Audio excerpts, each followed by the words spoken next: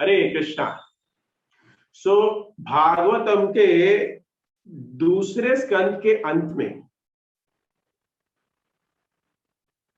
8वां अध्याय में परीक्षित महाराज ने प्रश्न पूछा, एक सृष्टि विषय एक प्रश्न पूछा और एवं वेति पूरा विस्टिम और इसका प्रश्न का जो अनुवाद है वो हम पढ़ेंगे। हे परीक्षित, जो बात आप मुझसे पूछ रहे हो उसी तरह की जिज्ञासा विदुर जी भी मैत्र मुनि से की है, इसी तरह की। परीक्षित महाराज से सुखदेव गोस्वामी कह रहे हैं, मीन्स श्रोता को वक्ता कह रहा है। तो देखिए कथा कैसे है, आप लोग को तो ज्ञान है, लेकिन फिर भी मैं थोड़ा सा आपको बता देता हूं कि श्रीमद् भागवतम का गुह्य ज्ञान के सूत गोस्वामी सौनक जी के प्रश्नों का उत्तर सूत परीक्षित संवाद से दे रहे हैं और सुखदेव गोस्वामी परीक्षित महाराज के प्रश्नों का उत्तर मैत्र विदुर संवाद से दे रहे हैं। ये कथा एक कथा है ना, दूसरे कथा को प्रस्तुत कर रही है। तो अभी हमारे सामने कुछ ही अध्यायों के बाद, 2 स्कंद के बाद विदुर जी और मैत्रेय जी वक्ता बने हैं। अभी सुखदेव गोस्वामी कह रहे हैं कि अपने विदुर जी के बारे में सुखदेव गोस्वामी परीक्षित महाराज को कह रहे हैं कि अपने समृद्धि पूर्वक घर को छोड़कर जब विदुर जी तीर्थ यात्रा पे चले गए, क्योंकि अगर विदुर जी तीर्थ यात्रा पे नहीं जाते तो ये संवाद तो होता ही नहीं, करेक्ट। तो वहां मैत्रेय मुनि से भेंट हुई और हम भी जानते हैं कि इतना निश्चित है कि अगर 2 महापुरुष मिलेंगे तो ये दोनों महापुरुष कोई सांसारिक कामनाओं के बारे में तो नहीं बातें करेंगे, चर्चा तो वो नहीं करेंगे। अगर 2 महात्मा मिलते हैं तो निश्चित ही कोई साधारण वार्तालाप नहीं हुआ होगा, महत्वपूर्ण कथा हुई है। तो आप कृपा करके मुझे बताइए। तो जब इस प्रकार महाराज परीक्षित ने पूछा तो सुखदेव गोस्वामी ने उनके प्रश्न का उत्तर देते हुए कहा ये, और उसके पहले ये 4 अध्याय जो आप लोग ने पढ़े ही हैं, जो आप लोग ने इसके डिटेल में वर्णन सुना हुआ है। तो मैत्रेय और विदुर जी का जो संवाद है वो तो 5th चैप्टर से शुरू हो रहा है, करेक्ट, 3.5 से। लेकिन उसके पहले कैसे घर छोड़े विदुर जी और घर छोड़ने का क्या कारण हुआ, इसको कह रहे हैं। देखिए हमें ये बहुत समझना चाहिए, 2 व्यक्ति महापुरुष जब मिले तो मैंने कहा कि कोई साधारण चर्चा नहीं। इसका मतलब क्या है?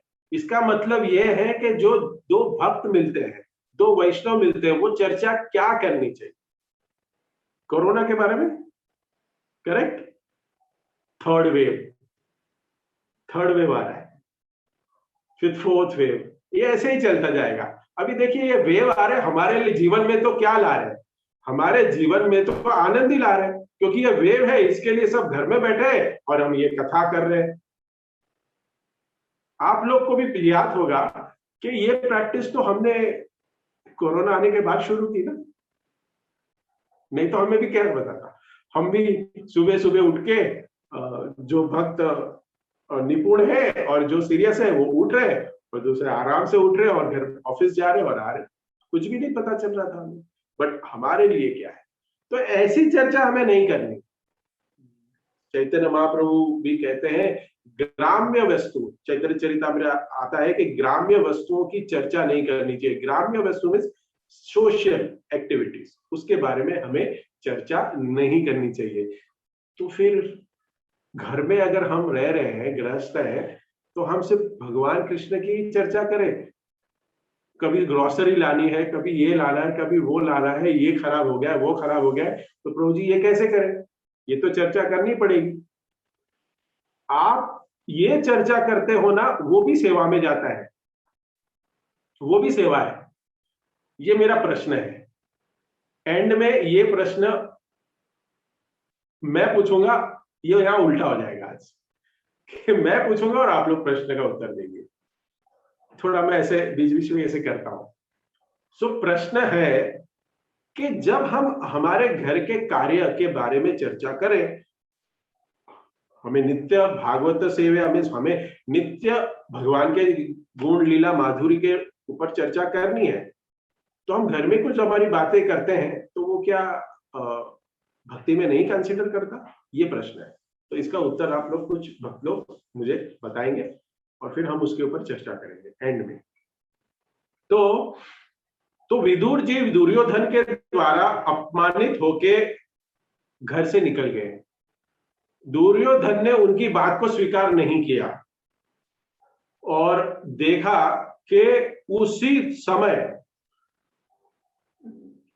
समय दुर्योधन के महल को छोड़ के विदुर जी निकल गए।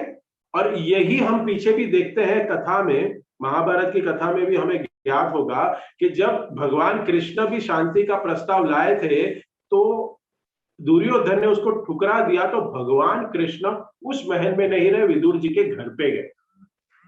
ये सुनिएगा ठीक से, ये ठीक से सुनिएगा। विदुर जी के घर पे जाके भगवान कृष्ण रहे। जिस घर को भगवान अपना मान के बिना बुलाया जाया करते थे विदुर जी के घर पे, उस घर को छोड़ के विदुर जी चले गए। भगवान वहां आके विश्राम करते थे, घंटों बैठते थे, और फिर हम देखते हैं कि केले नहीं खाते थे, केला का छिलका खाते थे। प्रतिदिन विदुर के घर में जाते थे बिन बुलाए मेहमान। जहां भगवान का निवास है वो तो हम देखते हैं कि गोलोक वृंदावन है, लेकिन ऐसे घर को भी निश्चिंत भजन के लिए विदुर जी ने छोड़ा। तो वैसे ही हमारे जीवन में भी हम देखते हैं कि इस शरीर में हम अच्छी भक्ति तो कर रहे हैं, लेकिन हमें इस शरीर को भी छोड़ना होगा। जैसे विदुर जी ने छोड़ा अपना घर भक्ति के लिए, तो विदुर जी ने फिर अभी कहा कि हे प्रभु, मुझे कृपा करके बताइए कि कहाँ ये मेरे प्रश्न है, उसका उत्तर दीजिए। और विशेष बात कहा, विशेष बात क्या हुई कि सुखदेव गोस्वामी को परीक्षित महाराज कह रहे हैं कि आप हरि कथा करने के लिए दक्ष है। और यही प्रश्न भी विदुर महाराज भी मैत्रेय ऋषि को स्टार्टिंग में पूछ रहे हैं। मैंने जो भी प्रश्न किए हैं उसका विस्तृत रूप से वर्णन करिए, मुझे कृपा करके बताइए। तो इस प्रकार विदुर जी जब प्रश्न किए, उस प्रश्न का उत्तर देते हुए मैत्रेय मुनि क्या कहते हैं? मैत्रेय मुनि कहते हैं कि ब्रह्मा जी के पुत्रों के जिज्ञासा करने पर संकर्षण भगवान भागवत किए। संकर्षण भगवान जो स्वयं बलराम है, उन्होंने सबसे पहले उपदेश दिया। हम यहां समझ रहे हैं कि विदुर जी ने मैत्रेय ऋषि को क्यों चुना और उनसे क्यों प्रश्न पूछा, क्योंकि मैत्रेय ऋषि की क्या क्वालिफिकेशन, उनको कहां से ज्ञान आया है, परंपरा से आया है क्या? तो संकादिक ने अपने शिष्य सांख्यायन को उपदेश किया। सांख्यायन मुनि ने अपने दो शिष्यों पराशर और बृहस्पति जी को यह ज्ञान दिया। और पराशर जी पुलस्त मुनि के आग्रह से यह ज्ञान मैत्रेय ऋषि को दिया। यहाँ पे आता है कि मुझको दिया मीन्स मैत्रेय ऋषि को। तो मैत्रेय मुनि ऋषि हम जो भी कह सकते हैं, वो क्या कहते हैं कि इस प्रकार से ये ज्ञान प्रारंभ हुआ और इस ज्ञान के अनुसार सृष्टि के पूर्व में सारा जगत जलमय था, संपूर्ण ब्रह्मांड। और इस पूरे ब्रह्मांड में भगवान उस जल पे से शैया पे सोए हुए थे। भगवान सच्चिदानंद स्वरूप है, परम ज्ञानी है, चिन्मय है, आनंदमय, आनंद जल विग्रहस्य सच्चिदानंद विग्रह है। सो हम देखिए 3 दिन पहले हमने एकादशी की, एकादशी का व्रत किया और उसकी कथा भी आप लोग ने सुनी होगी। एकादशी का नाम क्या था? शयन एकादशी। भगवान सोते हैं 4 महीने। जो ईर्ष्या करते हैं कुछ लोग, भगवान 4 महीने सोते हैं, हाँ, और हमें उठा देते हैं मंगला आरती में, हमें कहते हैं ब्रह्म मुहूर्त में उठो और खुद सोते हैं 4 महीने। तो आज हम ऐसे सोने वाले भगवान की जाग के कथा सुनेंगे। सो विदुर जी बहुत महत्वपूर्ण इस श्लोक में पूछ रहे हैं कि अनुवाद हम फिर से एक बार पढ़ेंगे कि शुद्ध आत्मा विशुद्ध चेतना है और वह परिस्थितियों, और ये कोई भी परिस्थितियों में आत्मा विशुद्ध नहीं होती।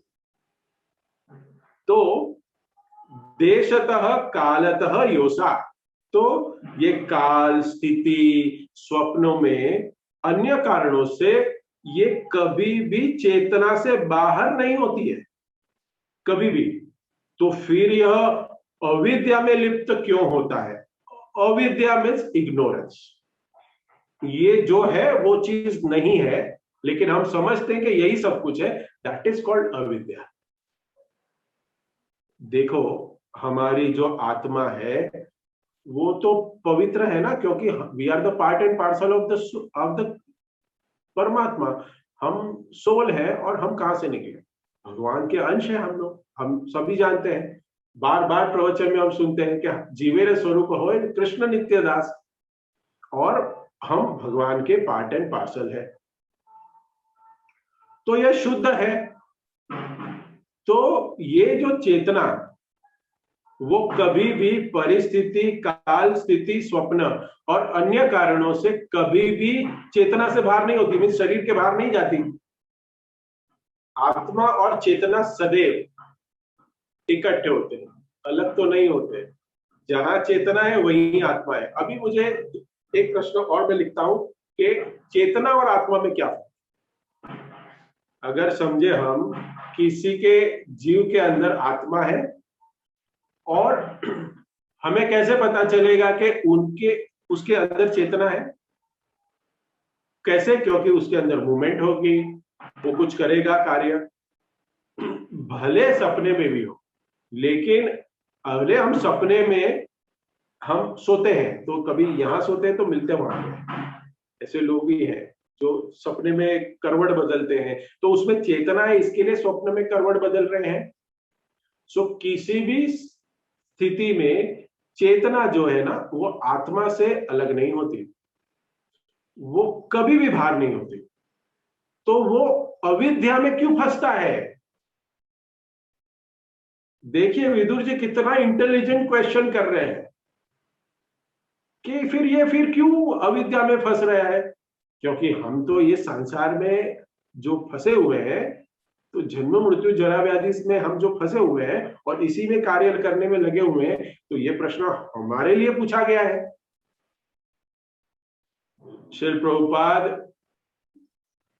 तात्पर्य में बहुत सुंदर तरीके से समझाएंगे। हम तात्पर्य पढ़ के मैं आपको थोड़ा थोड़ा मेरे लिमिटेड सेंसेस, जो मैं इतना ज्ञानी तो नहीं हूं, लेकिन जो मैंने अपने गुरुजन और वरिष्ठों से जो सुना है, वो आपको मैं पपेट की तरह मैं दोहराऊंगा और आपको बताता हूं। तो तात्पर्य श्री प्रभुपाद के द्वारा, श्री प्रभुपाद क्या कहते हैं, देखिए।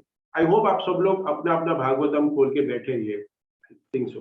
तो जो नहीं है वो भी खोल के बैठिए, और या तो आज अपने मोबाइल में भी सबके पास है, तो आप साथ में पढ़ेंगे तो आपको अच्छा ज्ञान होगा और आपको आनंद आएगा इसमें। सजीव प्राणी में चेतना सदैव विद्यमान रहती है, और जैसे कि ऊपर कहा गया है, किसी भी परिस्थिति में परिवर्तित नहीं होता। जब कोई व्यक्ति एक स्थान से दूसरे स्थान को जाता है तो वह सचेत रहता है कि उसने अपनी स्थिति बदल दी है। वह सदैव बिजली की तरह भूत, वर्तमान तथा भविष्य में विद्यमान रहता है। वह अपने भूतकाल की घटनाएं, इसको समझिएगा बहुत, यह अपने भूतकाल की घटनाएं स्मरण रख सकता है और विगत अनुभव के आधार पर अपने भविष्य के विषय में भी अनुमान लगा सकता है। देखिए, और एक बार बोलता हूं इस वाक्य को, वह अपने भूतकाल की घटनाएं स्मरण रख सकता है और विगत अनुभव के आधार पर अपने भविष्य के विषय में भी अनुमान लगा सकता है। भविष्य के अनुमान लगा सकता है। ये कैसे है? श्रील प्रभुपाद बताते हैं कि जो हमारी चेतना है वो हमारे साथ ही रहती है। It's not a non different. जहां पे आत्मा है, चेतना हमेशा विद्यमान है, जैसे हमने श्लोक में पढ़ा, लेकिन कभी भी बाहर नहीं जाती। लेकिन जब एक जीवित व्यक्ति एक जगह से दूसरी जगह जाता है तो वो क्या होता है? वो सचेत रहता है कि उसने अपने स्थिति बदल दी है। मैं पहले इस रूम में था, फिर मैं दूसरे रूम में गया, मैं किचन में था तो अभी मैं लिविंग रूम में गया, मैं लिविंग रूम में था तो बेडरूम में गया। तो वह सदैव, इसमें उदाहरण क्या देते हैं? बिजली की तरह। बिजली होती है, वो किस तरह करंट एक जगह से दूसरी जगह पे ट्रांसफर करती है। वह वर्तमान में भी है और भविष्य में भी रहती है, और इस तरह से पावर जो है ट्रांसफर होता है। सो वह जीव है, वो भूतकाल की घटनाएं स्मरण कर सकता है। भूतकाल की घटनाएं क्या है? हमें याद होगा ना कि हमने बचपन में किस तरह से कार्य कर रहे थे हम। चलिए बचपन में मत जाइए, कुछ वर्ष तक जाते हैं कि हम 2 वर्ष पहले कैसे हमारा जीवन हम जी रहे थे। हम वैसे जी रहे थे तो उसका क्या रिजल्ट मिलेगा? तभी हम देख रहे हैं, अभी हम सोच रहे हैं कि अगर मैंने ऐसे किया तो मुझे वो रिजल्ट मिलेगा, लेकिन मैं अगर ये साधु संग करके मैं अगर ये पाठन करूंगा, इस शास्त्र को समझूंगा, मैं अपना बहुमूल्य समय भगवान को दूंगा, तो मेरी गति कुछ अलग होगी, क्योंकि हमें एक्सपीरियंस आ गया। जैसे हम बड़े बड़े होते हैं ना, जैसे हम भक्ति में भी आगे बढ़ते हैं तो हमारा एक्सपीरियंस बढ़ता है और हमें पता चलता है कि हम इसमें एडवांस हो रहे हैं, और भूतकाल की भी घटनाएं हमें याद है, इसके लिए हम उसको कंपेयर कर पा रहे हैं। और विगत अनुभव, आगे क्या कह रहे हैं? वह कभी भी अपनी विगत पहचान नहीं भूलता। ऐसा कैसे है? कि देखिए, हमें याद है, हमारा एक्सपीरियंस कहता है कि मैंने कभी ऐसे काम किए हैं कुछ। देखिए, अगर एक दिया जल रहा है और दिए में कोई हाथ डालेगा तो उसका हाथ जलेगा, तो वो जलने से उसको पीड़ा होगी, तो उसको, उसमें फिर हमें मेडिसिन लगानी पड़ेगी।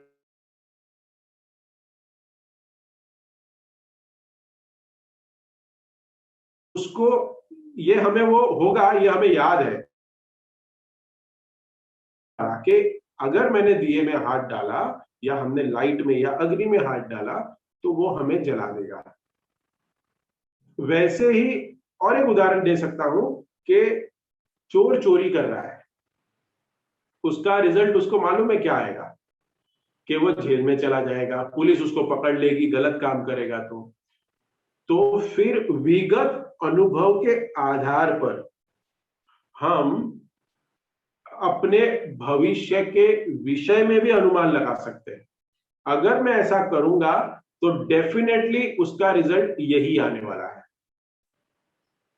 आज हम अच्छा कार्य कर रहे हैं तो उसका कभी भी, भगवान भी कहते हैं भगवत गीता में कि एक बार भी अगर कोई मेरा नाम ले लेता है तो मैं नहीं भूलता। वो भूल जाता है मुझे, लेकिन मैं नहीं भूलता। जैसे एक सुंदर मुझे याद आ गया कि प्रभुपाद जी से एक बार किसी ने पूछा, एक जर्नलिस्ट ने, आप सारे लोगों को बोलते हो हरे कृष्णा जप करते रहो, देखो ये परिणाम के बारे में बता रहा हूं कि क्या परिणाम होगा, यहाँ पे हमें वही जानना है। तो फिर वह अविद्या में लिप्त क्यों होता है? ये जो अनुवाद है ना प्रभुपाद ने लिखा है, तो उसका, क्योंकि हमें परिणाम का ज्ञान नहीं, हम सुनते हैं लेकिन वो परिणाम का अभी भी हम सीरियसली वो ज्ञान नहीं लेते, जिसके वजह से हम अविद्या में लुप्त रहे। तो श्री प्रभुपाद के पास एक व्यक्ति आके पूछता है कि आप कहते हैं आप सब अपने शिष्यों को कहते हैं कि 4 नियमों का पालन करो, नशा मत करो, मांसाहार मत करो, बहुत सारे ऐसे अलग अलग चीजें अवैध करने के लिए कहते हैं, और आपको पता चले आप जब भगवान ऊपर चले गए, आप अपना शरीर देह त्याग करके अगर ऊपर चले गए और पता चला कि ये सब तो करना ही नहीं था, ये तो था ही नहीं, कुछ और करना था यहां आके, तो आप क्या करेंगे? तो श्रील प्रभुपाद बहुत सुंदर उत्तर देते हैं कि देखिए कि हम कृष्ण भावना भावित होने के बाद भी हम प्रत्येक वस्तु, प्रत्येक व्यक्ति, एक एक भक्त वो बुरे कामों को छोड़ देता है, गलत कार्य को छोड़ देता है, अहिंसा धर्म अपनाता है, किसी को दुख नहीं पहुंचाता, किसी की निंदा नहीं करता, गलत कार्य नहीं करता, अवैध संग नहीं करता, मांसाहार नहीं करता, और साथ साथ में वो भगवान का नाम स्मरण करता है, भगवान की भक्ति करता है, भगवान से प्रेम करता है। तो ये सारे कार्य जो है उसके लिए शास्त्र से ही कर रहा है, वो शास्त्र से ही कर रहा है, कोई मर्जी से तो नहीं कर रहा है। तो देखिए इसके आधार पे कर रहा है, शास्त्रों के आधार पे जो अच्छा करेगा उसके ऊपर कभी भी, जो शास्त्रों को फॉलो करेगा वो हमेशा विजयी रहेगा। तो भगवान का हमेशा उसको साथ रहेगा, जो शास्त्रों को फॉलो करेगा। तो हम तो आचार्य और शास्त्रों के दिखाए हुए रास्ते पे चल रहे हैं, चलो चल नहीं रहे लेकिन चलो, मैं अपनी बात कर रहा हूं, चलने की कोशिश कर रहा हूं। कि फिर वो कह रहा है कि प्रभुपाद कहते हैं कि सॉरी, ये जर्नलिस्ट जो भी प्रभुपाद को मिलने आया है वो कह रहा है कि आपको पता चले कि ये सब सही नहीं है, तो आप जो कह रहे हो कि अगर हमें पता चले कि ये सब नहीं था तो आप हमारी चिंता मत करिए, लेकिन आप अपनी सोचिए कि आपको अगर पता चले, क्योंकि हम जो कर रहे हैं वो तो गुरु, साधु, शास्त्र और भगवान के आदेश के अनुसार कर रहे हैं, और हमें डेफिनेटली पता है क्योंकि इसका भविष्य, हमारा जो रिजल्ट निकलेगा वो परफेक्ट निकलने वाला है। भगवान के शब्दों पे हमें पूरा विश्वास है, शास्त्रों के शब्दों पे हमें विश्वास है, परंतु श्रील प्रभुपाद कहते हैं परंतु आपने कभी अपने बारे में विचार किया है? अगर आप भगवान का नाम जप नहीं करते, आप मांसाहार करते हो, आप नशा करते हो, गलत कार्य करते हो, और आपको पता चले मृत्यु के बाद यमराज के पास खड़े रह जाओ और आपको पता चले, ये कहा जाए कि आपने मनुष्य जीवन तो व्यर्थ कर दिया, आपको ये मनुष्य जीवन भक्ति करने के लिए दिया गया था, तुमने मनुष्य, आपको शरीर मिला, उसको भी, उसका जो अपॉर्चुनिटी मिली ये भी तुमने गवा दिया, तो तुम क्या जवाब दोगे?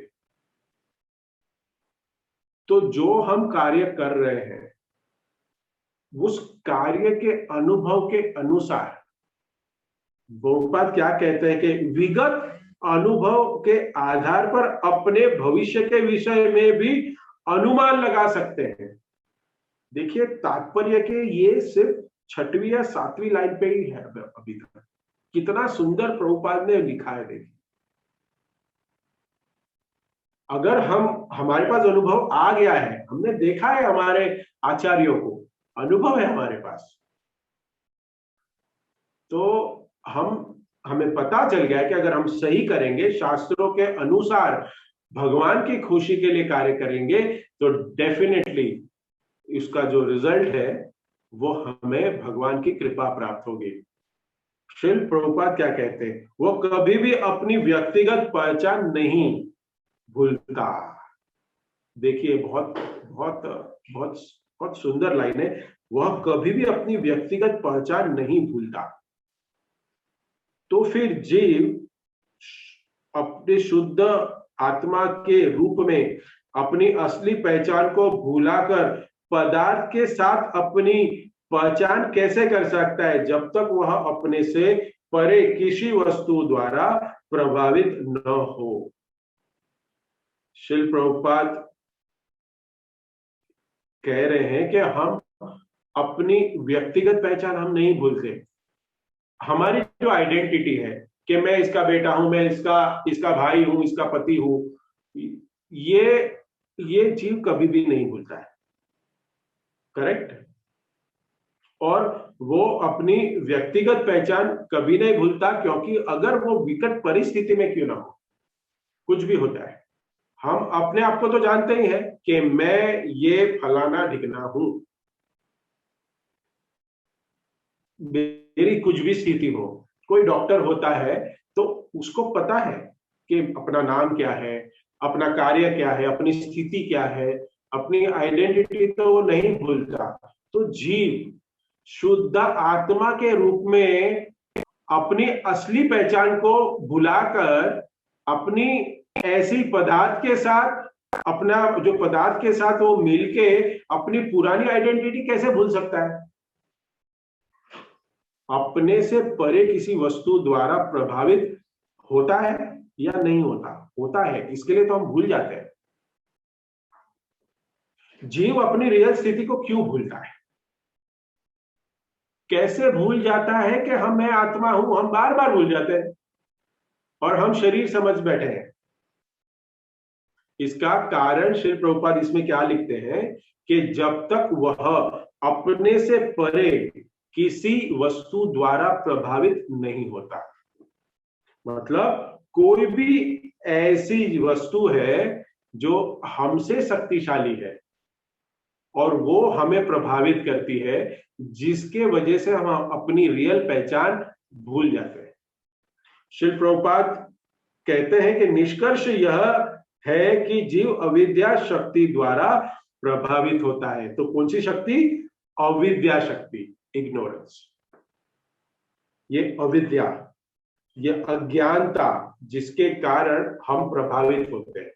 और जैसे कि विष्णु पुराण में भी और श्रीमद् भागवतम के उसके आरंभ में इसकी पुष्टि हुई है, और भगवत गीता में भी 7.5 में प्रभुपाद लिख रहे हैं कि जीव को परा प्रकृति कहा गया है, और विष्णु पुराण में जीव का उल्लेख पराशक्ति के रूप में हुआ है। वह शक्ति के रूप में भगवान का अंश है, किंतु शक्तिमान के रूप में नहीं। देखिए जीव के विषय में क्या कहा है कि जीव तो भगवान की परा प्रकृति है, और ये भौतिक जगत है वो अपरा प्रकृति है। भगवत गीता में हम पढ़े हुए हैं।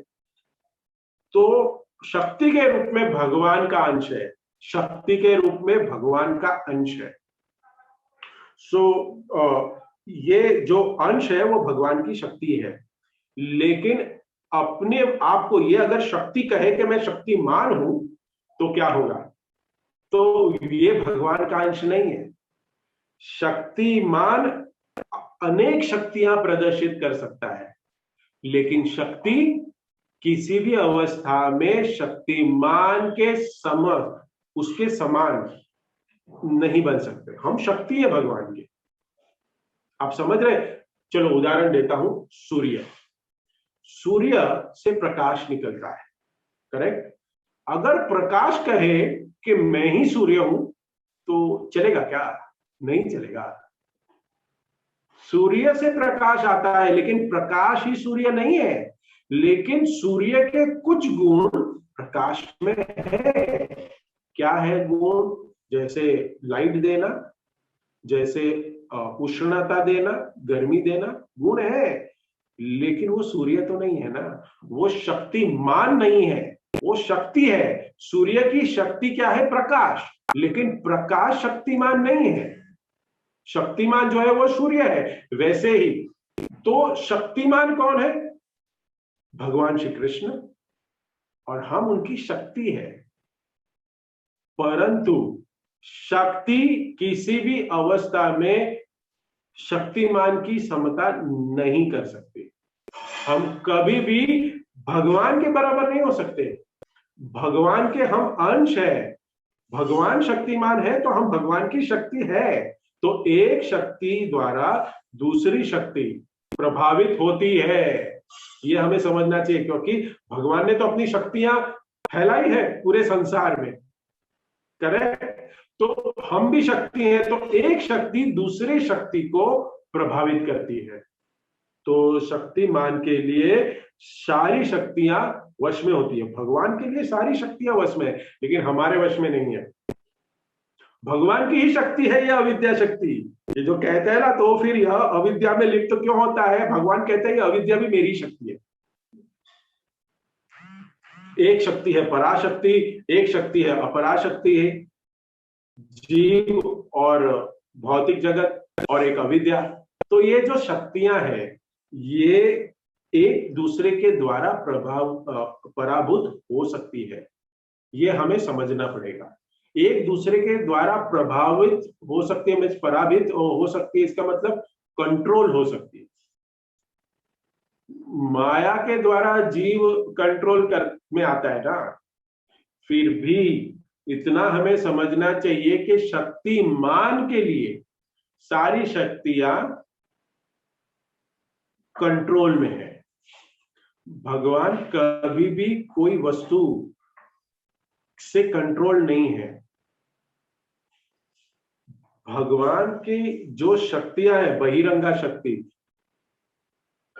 ये जो अविद्या है, ये कर्म संज्ञा द्वारा ये हमेशा प्रतिभूत होती है। सो आगे के उसमें अनुवाद में कहते हैं, जीव शक्ति या भगवान के क्षेत्रज्ञ शक्ति के बहिरंगा शक्ति अर्थात अविद्या कर्म संज्ञा द्वारा पराभूत होने की प्रवृत्ति रहती है, और इस प्रकार वह भौतिक जगत की विषम परिस्थितियों में रखा जाता है।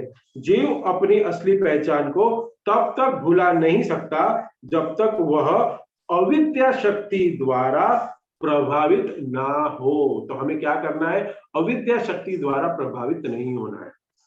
जो कि जीव में अविद्या शक्ति के प्रभाव की ओर झुकाव रहता है, अतः एव वह कभी भी परम शक्तिमान के तुल्य नहीं हो सकता। अविद्या शक्ति मीन्स अज्ञानता, इग्नोरेंस, ये मोह जो कि हमको भुला देता है बार बार। हम यहां देखते हैं कि हम बार बार पढ़ाई कर रहे हैं, हम बार बार शास्त्रों का अध्ययन कर रहे हैं, बार बार सुन रहे हैं, हम शरीर नहीं हम आत्मा है, हम शरीर नहीं हम आत्मा है, हम शरीर नहीं हम आत्मा है, मैं भगवान का अंश हूं, मैं भगवान का अंश हूं। लेकिन ये जो अविद्या शक्ति है ना, इतनी पावरफुल है कि हम कोई भी कार्य हम आत्मा के लिए नहीं कर पा रहे।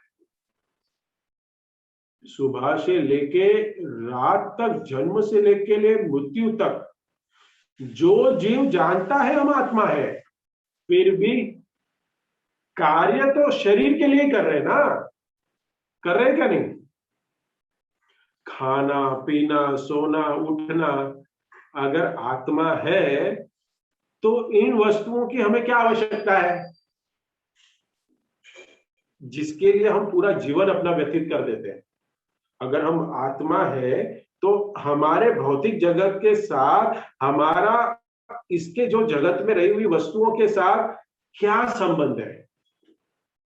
लेकिन ये जो अविद्या शक्ति इतनी पावरफुल है कि श्रील प्रभुपाद कहते हैं कि जीव तब तक अपनी असली पहचान को नहीं भुला पाता जब तक वो अविद्या शक्ति द्वारा प्रभावित नहीं होता। अविद्या शक्ति के प्रभाव की तरफ झुकाव होता है। तो हमें ये समझना पड़ेगा इस चीज को। हमें ये जो अविद्या शक्ति है ना, ये अविद्या शक्ति हमें आप समझ लो ये योग माया है, क्योंकि जीव की इच्छा है, इस भोग करने की हमारी इच्छा रहती है। आत्मा हूं मैं, भगवान की शक्ति हूं, तो कैसे अपनी इच्छाओं को पूर्ण करेगा। तो अपनी इच्छा रहेगी, क्योंकि हमारे पास तो अनलिमिटेड डिजायर है और हमें बार बार कहा गया कि डिजायर को कंट्रोल में करो, डिजायर को कंट्रोल में करो, लेकिन हम वो कर नहीं पा रहे। तो हमें भगवान कह रहे हैं कि अविद्या के प्रभाव में जीव को हमेशा बचना चाहिए, और जीव को अविद्या के प्रभाव के प्रति जो झुकाव है इसको कैसे कम करें। हम कैसे करें? साधु संग से, और कोई उपाय नहीं।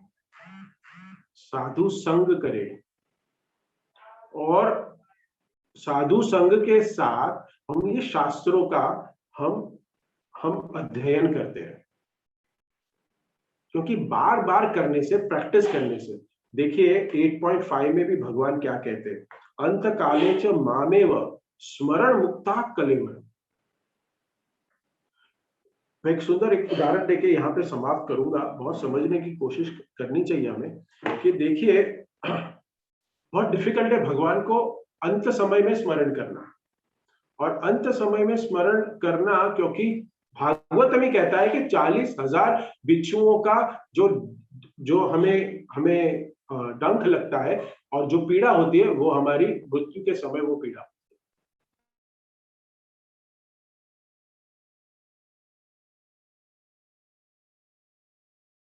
ये जो भगवान की माया शक्ति है उससे कैसे बच पाएंगे। सो एक सुंदर उदाहरण देता हूं। मिलिट्री में है ना, मिलिट्री में एक व्यक्ति काम करता है मिलिट्री में, तो वो घर से दूर ही रहता है, लेकिन उसके पास है ना वो एक प्रैक्टिस रखता है कि हर रोज शाम को घर पे फोन करना। मैं अभी का उदाहरण दे रहा हूँ, पहले तो नहीं था ये सब कुछ चीज। अभी सबके पास मोबाइल आ गया है, तो घर के बाहर काम कर रहा है, घर पे नहीं है, और हर रोज शाम को अपने बीवी बच्चे माँ बाप से बातें करता है और क्या कहता है कि बातें करने के साथ साथ वो हर अलग अलग वस्तुओं के बारे में चर्चा करता है। लेकिन जब अंत में एक बार फोन नहीं आता उसका, तो घर वाले परेशान हो जाते हैं, क्यों फोन नहीं आया। तो घर वाले फोन करते हैं उसको, बेटे को, कि तुम्हारा फोन क्यों नहीं आया।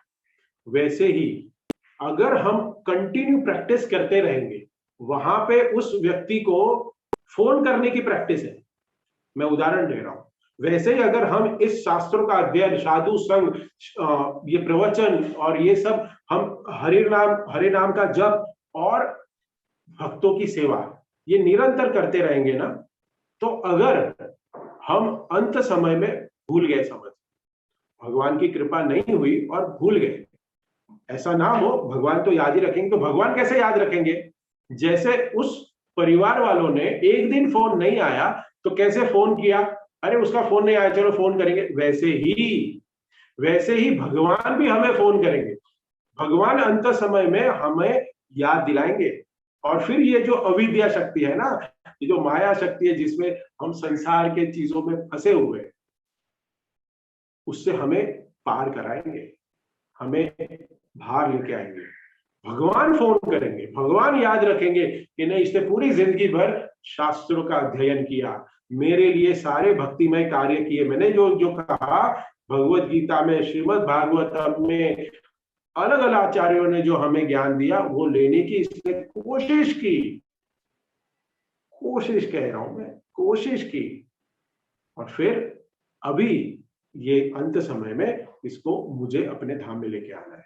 तो हमें यही समझना है यहाँ पे। तो फिर वह अविद्या में क्यों लिप्त होता है? क्योंकि ये जो शक्तियां है ना, भगवान ने सब शक्तियां बना के रखी है, वो शक्तियां हमें फंसा रही है और हम ये शक्तियों के पीछे जा रहे हैं। ये हमारी चक्षु है ना, ये हमारी जो, ये जो हमारा देखते हैं हम अलग अलग वस्तुओं, और उससे हमारी डिजायर उत्पन्न होती है और हम इसी चक्कर में फंसे रहते हैं। So thank you everyone. यहाँ पे मैं विराम देता हूँ, समय मैंने ज्यादा ले लिया, आपके प्रश्न उत्तर का भी मैंने समय ले लिया, आई एम सो सॉरी। लेकिन क्या कहें, ये थोड़ा समझना डिटेल में बहुत जरूरी था, और मैंने थोड़ा रिवीजन भी पहले आपको ज्ञात करा दिया, जिसकी वजह से समय ज्यादा हो गया। सो श्रील प्रभुपाद की जय, श्रीमद् भागवतम की जय, निताई गौर हरि प्रेमानंदे, हरि हरि।